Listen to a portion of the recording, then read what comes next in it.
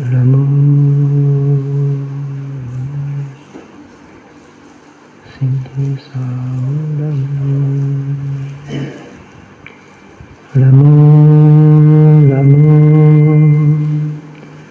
सिद्धसाहुलम् नमो नमो सिद्धसाहुलम् चौबीसं तिथरे उस हाई वीर पश्चिमे बंदे सवे सगड़ गढ़ हरे सिद्धे से सानमन सामी नमिदुण बड्डमाणं परमपाडं जिनं तिसोधेन मोक्षामि नयनसारं सायारनयारदं मीनम्। अंतातीत सिद्ध परमेष्ठी भगवान की वर्तमान शासन नायक वर्धमान स्वामी की 1008 भगवान श्री पद्म प्रभु स्वामी की परम पूजनीय आचार्य भगवान 108 श्री कुंद कुंद स्वामी की परम पूजनीय आचार्य भगवान 108 गुरु श्री विशुद्ध सागर जी महाराज की सिद्धांत शास्त्र की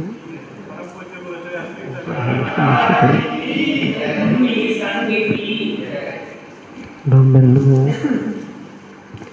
हम सभी श्री पद्म प्रभु स्वामी के श्री चरणों में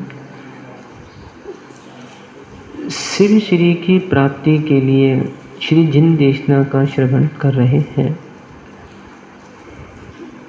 जीवन का कोई सार है तो वह रहन सहन है। इसकी प्राप्ति जिसने की है, निर्वाण की प्राप्ति उसने की है। कारण के होने पर कार्य होता है और कारण के ना होने पर कार्य नहीं होता। यदि एक जीव मोदक बनाना चाहता है और उसमें घी की जगह पानी डाल दे तो मोदक नहीं बनेगा। क्रिया पूरी कर रहा है, उसको गूंदना भी आता है, उसको मसलना भी आता है, उसने बेसन भी लाया, उसने शक्कर भी लाया, परंतु बीच में उसने घी भी लाया। मान लो उसने घी भी डाल दिया, पर उसने क्या किया, पानी डाल दिया। वो पानी के कारण वो लड्डू बन नहीं पा रहा। आचार्य कुंद स्वामी गाथा नंबर 57 और 58 में उन मुनिराजों को समझा रहे हैं। गृहस्थों को तो इस विषय में समझना ही है, पर मूलतः मुनिराजों के लिए गाथाएं 57-58 दी है। तो ये कुंद स्वामी ने बहुत सारे प्रखंड श्रावक राजों के लिए पूर्व में कह दिए हैं। अब मुनिराजों को समझा रहे हैं।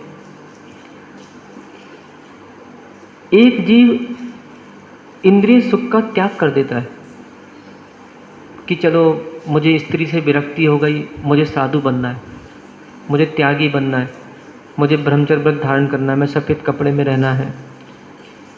एक जीव पैसा त्याग कर देता है, चलो मुझे पैसा के कोई, मुझे धन दौलत से कोई इच्छा नहीं बची, मुझे धन का त्याग करना है। एक जीव गृहस्थी का त्याग कर देता है कि चलो मुझे घर में अच्छा नहीं लगता, मुझे घर छोड़ना है। आचार्य कुंद स्वामी यहाँ पे ये कह रहे हैं कि ये सब करने के बाद भी उसको मोक्ष सुख नहीं मिलता।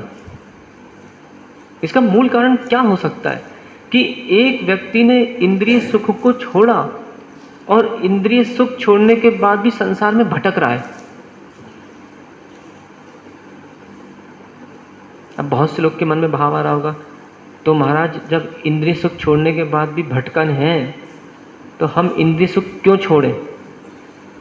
यहाँ पे कुंद स्वामी जी की जो दृष्टि यहाँ पे आ रही है, कुंद स्वामी ये बताना चाह रहे हैं कि इंद्रिय सुख त्याग करने के बाद भी यदि इस साधु के मन में, साधक के मन में भैरात्मपना बना रहा तो वो कभी भी मोक्ष सुख को प्राप्त नहीं करेगा, उसकी चर्या उसको फल नहीं देगी। एक जीव है जो शरीर को शरीर मानता है, आत्मा को आत्मा मानता है। शरीर के नाश होने पे आत्मा का नाश नहीं मानता। एक जीव ऐसा है जो शरीर को हुई आत्मा मान रहा है, रो रहा है, बिलख रहा है। देखिए, दो प्रकार के प्राणी कहे गए, एक मोही, एक निर्मोही। किसी के घर में किसी का मरण हो जाए तो एक मोही क्या करता है? रोता है। उसे क्या लगेगा? हमारे संबंधी चलेगा, ये हो गया, वो हो गया। और जो निर्मोही होता है वो सिद्धांतों को समझता है और शांत रहता है। इसमें देखो, लोकाचार को बीच में मत लाना। बस यदि तुम बोलो महाराज जी क्या करें, नहीं रोएंगे तो लोग बोलेंगे बताओ कैसे लोगे। तो मैं ये भी नहीं कह रहा कि खिलखिला के हंसो, माध्यस्थ हो जाओ। आपके चेहरे में उदासता नहीं दिखना चाहिए है, ठीक है भैया, ये तो सिद्धांत है ही, जो जितनी आयु लेके आया है उसे तो मरना ही है, इसमें रोने वाली बात नहीं है। तो एक जीव बहिरात्म दृष्टि से जीता है और एक जीव अंतरात्मा पने को प्राप्त हो जाता है। चलो भाई कोई बात नहीं। इस जीव ने तो हमने शास्त्रों में पढ़ा है, हमारे गुरु ने हमको बताया है कि 4 समय के भीतर भीतर आत्मा कहीं ना कहीं जन्म ले लेती है। एक पलक को झपकाने से असंख्यात समय हो जाते हैं। एक पलक झपकाना बराबर एक निमेष। तो जब उस आत्मा ने तो कहीं जन्म ले लिया, अब मैं रो किसके लिए रहा हूँ? ये विचारणीय विषय है। पर क्या करें, जिसकी जहाँ होती मति उसको नहीं लगती अति। वो तो कितने ही समझ दी जाए, कितने ही उससे कहा जाए, पर वो मोही प्राणी पर पदार्थों में लीन रहेगा। अच्छा, कुन स्वामी यहाँ पे बहुत बहुत गंभीरता से समझा रहे हैं। धरियु बाहिर लिंगम,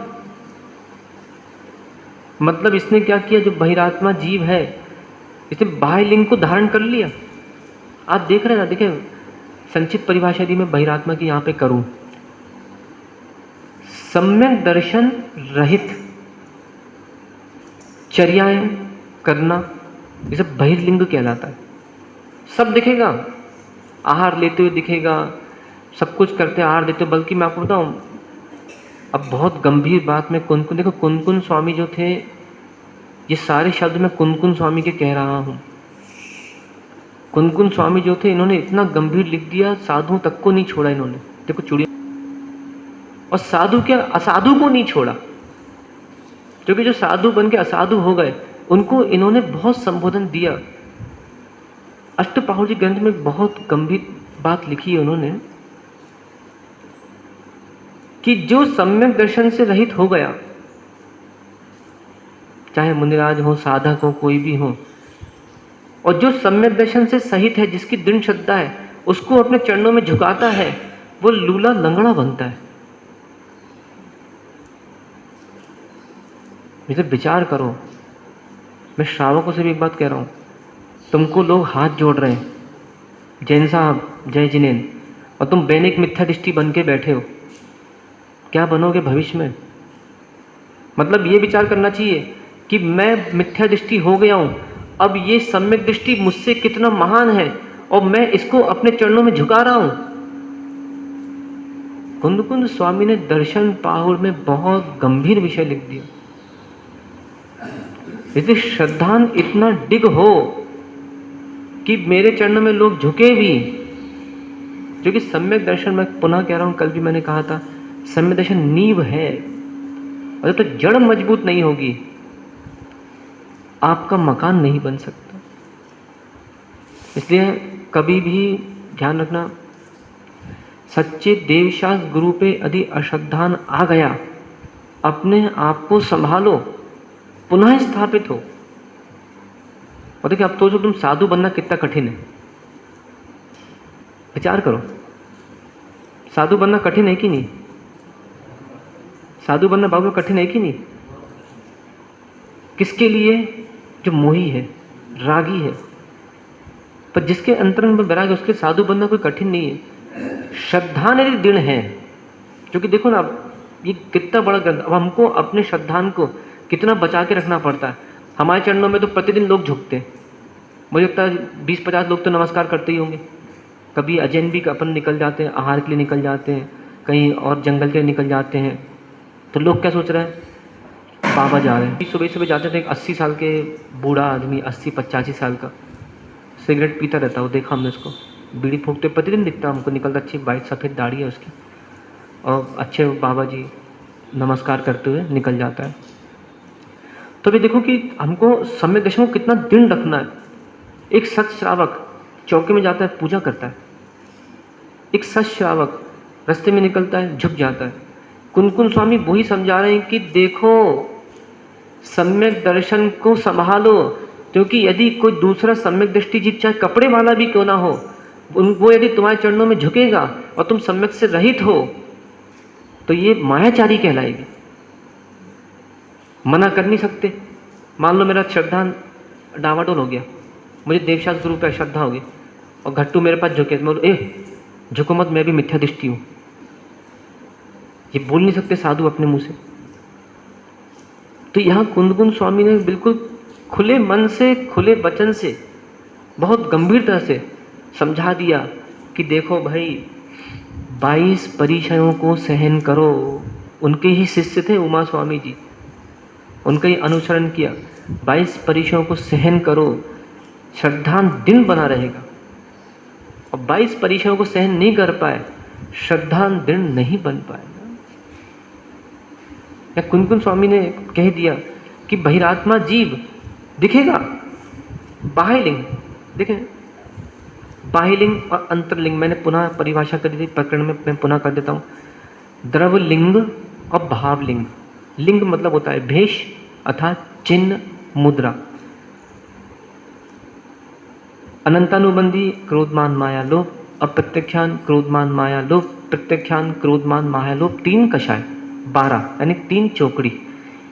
इन कषायों के अनुदय अर्थात ये कषाय दबी हैं और संचरण कषाय का उदय है, वो कहलाते हैं भावलिंगी साधु। समझ में आया? दूसरा, जिनकी ये तीनों कषायों में से एक भी कषाय का, 2 कषाय का, 3 कषाय का उदय है, वे कहलाते हैं द्रवलिंगी साधु। अब कौन द्रवलिंगी, कौन भावलिंगी, ये श्रावकों का विषय नहीं है। श्रावकों को इस पे ज़्यादा ध्यान नहीं रखना है। श्रावकों को तो हमारे प्रथमा नियोग के मुनि दिख रहे हैं, पिछीधारी, कमंडलधारी। अपन तो अपनी पूजा करो, तुम्हें फल मिलेगा। श्रावक तो अपनी पूजा करे। एक पत्थर को भी जब देखते हैं, एक पत्थर में भी मान लो जैसे सामने मूर्ति रखी आचार्य विमल सागर जी महाराज की, पास सागर महाराज की, आचार्य वासुपुर सागर की मूर्ति है। श्रावक ने उसको नमस्कार किया, उसे तो पंच परमेष्ठी को नमस्कार करने का पूरा पूरा फल मिलेगा। पर आचार्य कुनकुन स्वामी साधु को समझा रहे हैं कि हे साधु, वो सम्यक दृष्टि जीव तुम्हारे चरणों में झुक रहा है और तुम बहिरात्मा का जीवन जी रहे हो, गंगा गूंगे लूला बनना पड़ेगा। इसका मतलब स्थावर जीव, क्योंकि स्थावर ना तो बोलता है, स्थावर ना तो चलता है। तो यहाँ क्या कह रहे हैं, ऐसे अनेकानेक बहिरात्मा जीव बाह्य लिंगम धरियऊ, बाह्य लिंग को धारण कर लेते हैं। अब देखो ना, कितने सारे अपन देखते हैं अन्य साधु भी जो भगवाधारी आदि आदि, मात्र दिगंबर साधु ही नग्न नहीं रहते।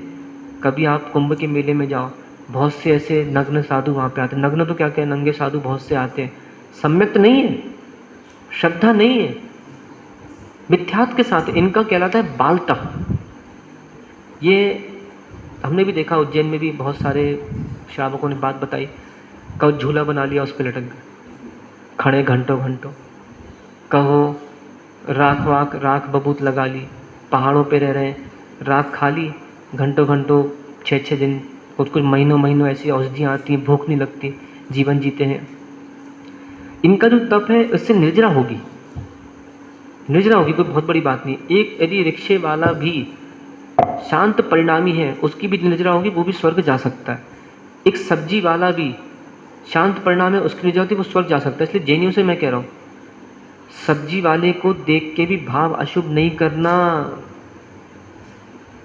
तुम ठीक है सेठ बन गए हो, तुम्हें पैसा जेब में, तुम्हारे करोड़ रुपया है, तुम दूसरे की दुकान पे सामान लेने जाते हो, नीचे गरीब आदमी रहता है, एक भिखारी भी घर पे आता है, उसको देख के भाव अशुभ नहीं करना। हो सकता है कि वो भिखारी शांत परिणामों से स्वर्ग चले जाए और हम मिथ्या दृष्टि बनकर कितनी धनाढ्य रहे, कितने चारित्रवान रहे, पता चला मिथ्यात्पन आ गया तो पता चला नरक की यात्रा करने चले गए। यहाँ कुनकुन स्वामी वही समझा रहे हैं कि बहिरात्मा जी बाह्यलिंगम धरियो, बाह्यलिंग को धारण कर लेता है, घर छोड़ देगा, कोई बहुत बड़ी बात नहीं। घर छोड़ना देखिए आज के समय में कोई बहुत बड़ी बात नहीं। कपड़े छोड़ना कोई बहुत बड़ी बात नहीं, 1 सेकंड लगता है कपड़े उतारने में। परंतु श्रद्धान को पूरा साधु जीवन में दिन बनाए रखना, ये बहुत बहुत बड़ी साधना है। चारित्र में कोई दिक्कत नहीं, पतन हो सकता है, आपने चल रहे हो, आप देख के आपका घास में पैर रख सकते हैं, कोई बहुत बड़ी बात नहीं, असंयम हो गया। असंयम मतलब 2 प्रकार की परिभाषाएं बनती हैं। इंद्रिय मन को वश में ना करना, एक असंयम ये कहलाता है। दूसरा षट काय के जीवों की रक्षा ना करना, एक असंयम ये कहलाता है। कोई बहुत बड़ी बात नहीं, असंयम हो सकता है। कभी आपको कच्चा पानी पीने में आ गया, कभी आपकी आहारचर्या संबंधी कुछ गड़बड़ हो गई, उसकी आपने आलोचना कर ली, ठीक है कोई बात नहीं। परंतु श्रद्धान ऐसी चीज है जो दिखती नहीं है। जहाँ एक बार असंयम हो गया, चलो आपने ठीक है भैया कोई बात नहीं, तस्मिच्छामि दुक्कडम, पर श्रद्धान को दृढ़ बनाए रखना, यह कुनकुन स्वामी वही कह रहे हैं। बाहिर रख सौखम परिहरयु, इसने इंद्रिय सुख को छोड़ दिया। बहिरात्म जीव की बात कर रहा हूं यहां पे मैं। बाह्य लिंग को धारण किया, इंद्रिय सुख को इसने छोड़ दिया। क्रियाकम्मम करियौ, क्रिया कांड करता रहा। ये प्रतिक्रमण, ये प्रत्याख्यान, ये 3-3 घंटे की सामायिक माला पकड़ पकड़ के हे राम हे राम हे राम, हे महावीर हे महावीर हे महावीर, ओम ह्रीम ओम ह्रीम ओम ह्रीम, घंटों घंटों माला रस्सी की तरह घुमाता रहा, क्रिया कांड करता रहा। जमियऊ मरियऊ, जन्म मरण करता है।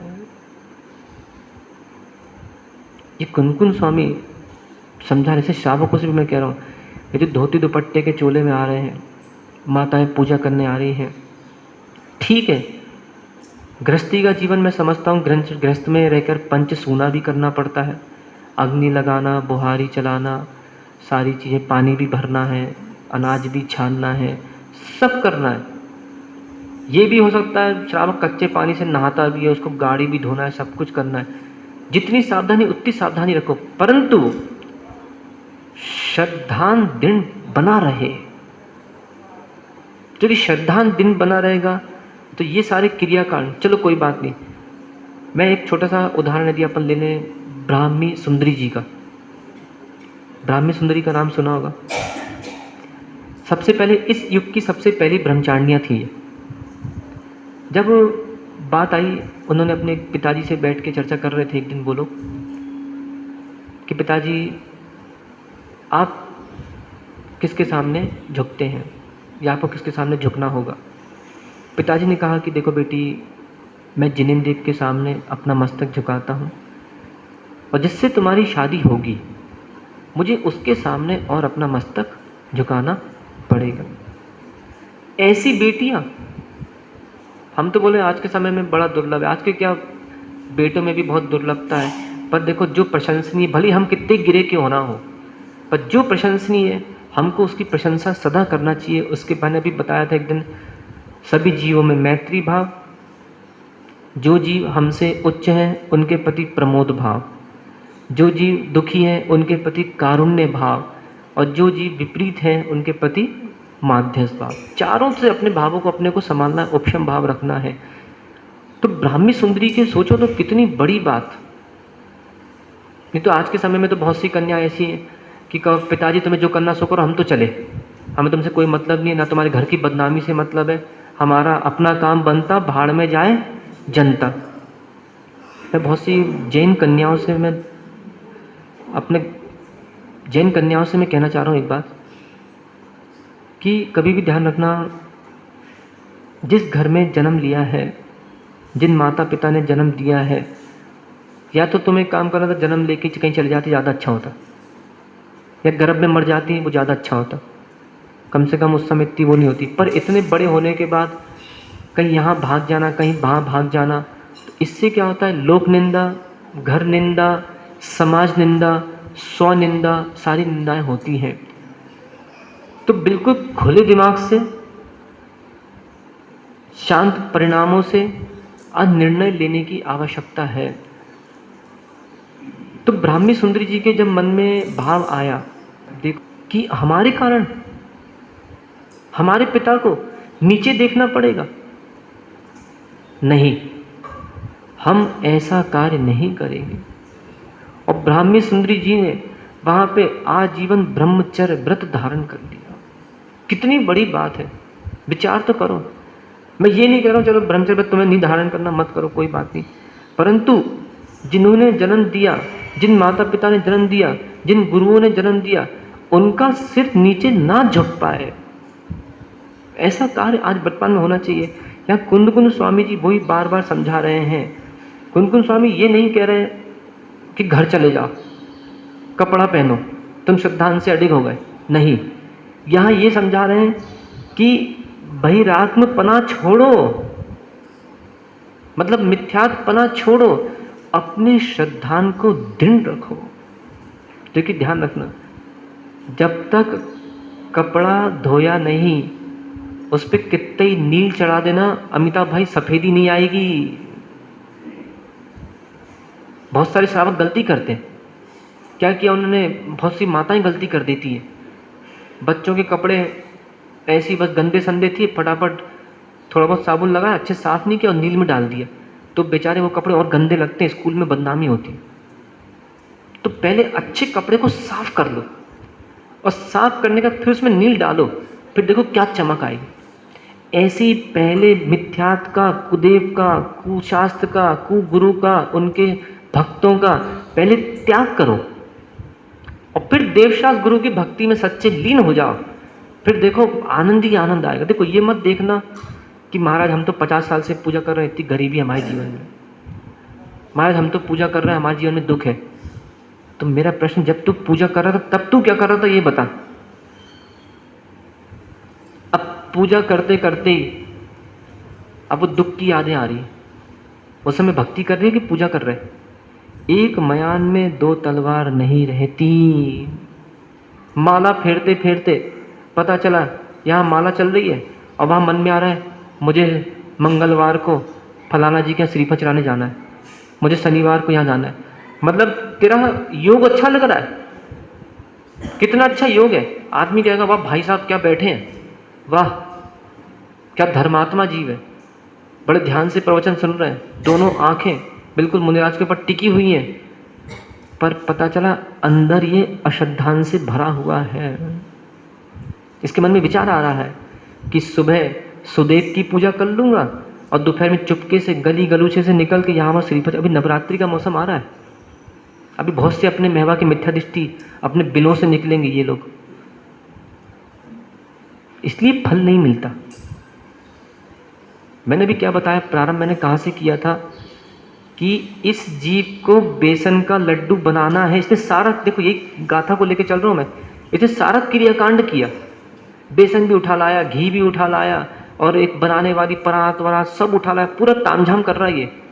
पर इसने बाद में बोले एक गिलास पानी लाना, उसमें पानी डाल दिया, लड्डू बना ही नहीं।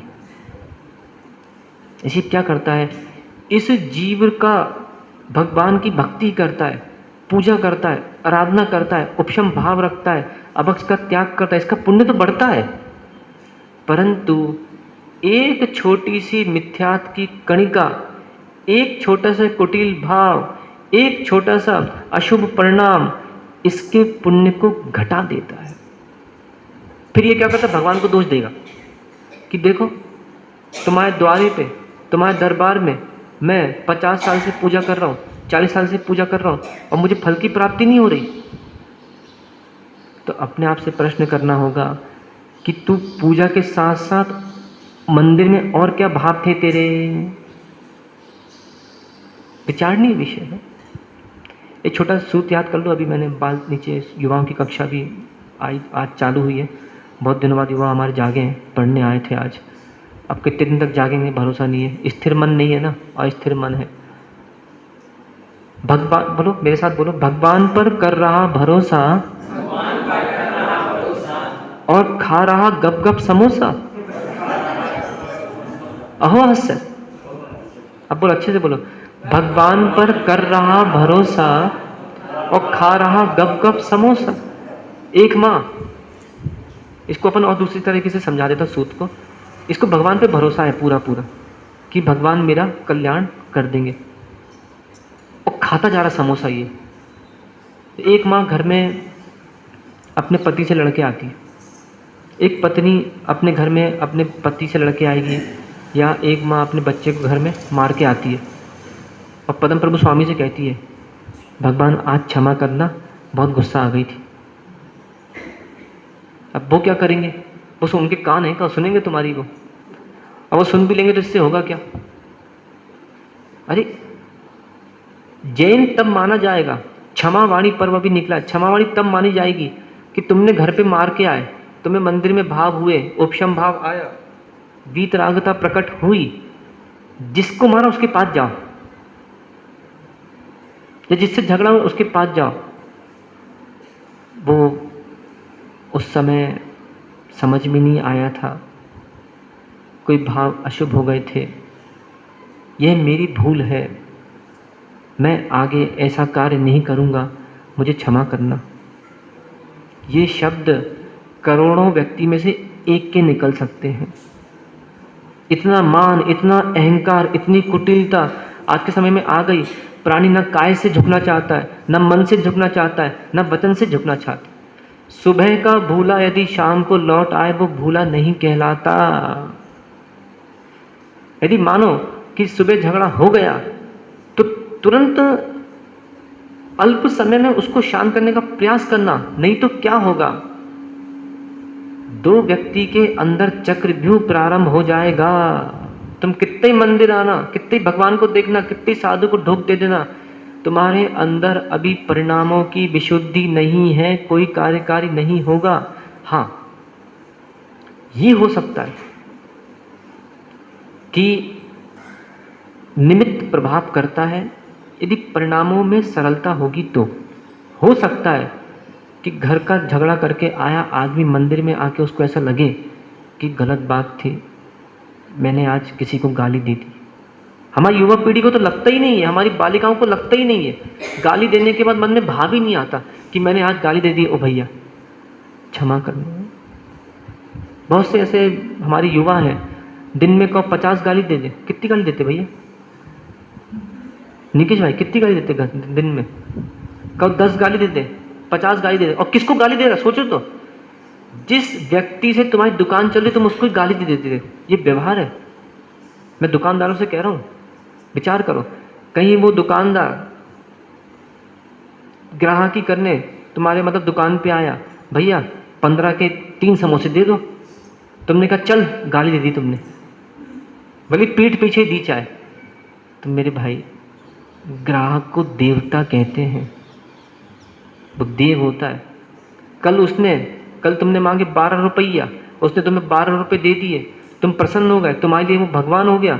और आज तुमने मांगे 15 रुपया, अब वो 15 रुपया नहीं दे पाया, तुमने 4 गाली दे दी उसको। कल उसी के पैसे की रोटी खाई थी, वो उपकार कहाँ गया? विचारणीय विषय है, विचार करो। एक साड़ी की दुकान, किसी की कपड़े की दुकान, एक ग्राहक आया, उसने 5 साड़ी खुलवा दी, और 5 साड़ी खुलवाने के बाद वो कहता है, अच्छा भैया आप कल अपनी पत्नी से पूछ के घर में आएंगे, कौन सा रंग चाहिए, कितनी नाप की चाहिए, और फिर बताएंगे फाल वाली चाहिए कि बिना फाल वाली चाहिए, घुंघरू लगने चाहिए, नहीं लगना चाहिए, क्या चाहिए कल बताएंगे। अब तुम तमतमा गए। ये परीक्षा है तुम्हारी, समझो इन बातों को। ये परीक्षा होती है कि समर्पण है कि नहीं। एक छोटा दृष्टांत मैं आपको दे देता, फिर आगे चलते अपन। एक गुरुजी थे, उनके बहुत सारे शिष्य थे और वो उधर ही गुरुकुल था और सारे उनकी पत्नी भी पंडिताइन भी वहीं रहती थी और शिष्य वगैरह भी वहीं पे रहते थे। एक गुरुजी को एक शिष्य से बड़ा प्रेम था और बाकी शिष्यों के प्रति माध्यस्थ भाव थी कि भैया चलो इनको भी हमको पढ़ाना लिखाना है, इनको भी हमको बड़ा बनाना है, पर उनके प्रति इतना ही था जितना था। एक दिन पंडिताइन ने पंडित जी से पूछा कि पंडित जी, आपको उस विद्यार्थी पे मैं देखती हूँ कुछ ज़्यादा ही प्रेम है और बाकी विद्यार्थियों के आपके प्रति मतलब समता रहता है, आप सबका ठीक है ध्यान रखते हो, पर उस विद्यार्थी को मैं देखती हूँ कुछ ज़्यादा ही आपका ध्यान है, ऐसा क्यों? पंडित जी ने कहा जाओ एक आम ले आओ और एक रुमाल ले आओ, मैं बता देता हूँ ऐसा क्यों। वो ले आई सेठानी, प्रश्न नहीं किया, नहीं तो आज की पत्नी होती का चाहने का कुछ आने हैं, बताओ पहले हमें। वो ऐसी नहीं थी, वो भी समझ रही थी कि कुछ ना कुछ पंडित जी मुझे नई चीज़ बता रहे होंगे। तो उसने क्या किया, एक पिलपिला आम, कौन सा बोलते हैं उसको, पिलपिले आम को चूसने वाला, हाँ दशहरी, जो भी आम है चलो, वो आम ले आई और उसने एक रुमाल ले आई। वो पंडित जी ने क्या किया, उसको अपने हाथ पे ऐसे बांध दिया अच्छे, ताकि किसी को दिखे नहीं। अब सुबह वंदना करने के लिए अपने गुरु जी की शिष्यगण पधारे। एक आया कि बोले क्या हो गया आपको, क्या हो गया? बोले ये फोड़ा हो गया है। तो बोला अरे मैं भी डॉक्टर को बुलाता हूँ। बोले डॉक्टर नहीं होगा, इसको तो चूस के निकालना पड़ेगा। है वो भाग गया एक से। दूसरा आया, उसको जाके वो लड़के ने जाके 2-3 चीज बताया, गुरुजी के पास हाथ मत जाना, उनको फोड़ा हो गया, चूसना पड़ेगा। तो वो 2-3 तो आए नहीं, बंद नहीं करने नहीं आए, ये इनकी गुरु भक्ति विचारणी विषय। अब वो जो एक शिष्य और था जिसको गुरुजी का काफी प्रेम था, वो आया और सब देख रहे थे छुप छुप के कि क्या हो रहा है। सेठानी को भी छुपा दिया। बोले गुरुजी क्या हो गया आपको, चेहरा भी थोड़ा सा दुखी दिख रहा है, कोई पीड़ा है क्या? बोले हाँ बेटा, ये हाथ में मुझे फोड़ा हो गया है और इसको ये चूस के ही ठीक होगा, ये वैद्य जी वगैरह की दवा कुछ नहीं कर सकते। उसने आओ देखा ना ताओ, और आके सीधा वो गुरुजी को उसने उस फोड़े को अपने मुंह से लगा लिया और जैसे उसने रुमाल हटा के चूसा, वो तो आम था। फिर सेठानी ने बोला कि पंडितानी जो थी बोली हाँ पंडित जी, अब मैं समझ गई कि आपका इस शिष्य के प्रति प्रेम क्यों है, मुझे पूछने की कोई आवश्यकता नहीं है। श्रद्धा थी। ये ब्राह्मी सुंदरी, ये ऐसे दृष्टांतों को याद करो कि जो दूसरे के दुख को, जो दूसरे के दर्द को मिटाने का प्रयास करे। हमारे यहाँ सम्यक दर्शन के 4 लक्षण कहे गए हैं, सराग सम्यक दर्शन के। उसमें एक लक्षण है अनुकंपा और दूसरा लक्षण है संवेग। धर्मात्मा को देखकर हर्ष के भाव होना, प्रसन्नता के भाव होना, इसको बोलते सम्यक दृष्टि का लक्षण। यदि समाज में रहकर, चाहे साधु समाज हो चाहे कपड़े वालों की समाज हो, यदि समाज में रहकर एक व्यक्ति दूसरे व्यक्ति को देखकर यदि नाक सिकुड़ रहा है, उसका चेहरा बनता है, मैं बोलूँगा अभी ये सम्यक दृष्टि नहीं है, क्योंकि इसके अंदर संवेग भाव नहीं है। संसार भीरुता और दूसरे के गुणों में अनुरागता, या फिर धर्म और धर्म के फल को देख के हर्ष भाव होना। आज जैसे देखो ना, बहुत से लोगों को तो धर्म के फल में हर्ष भाव नहीं होता।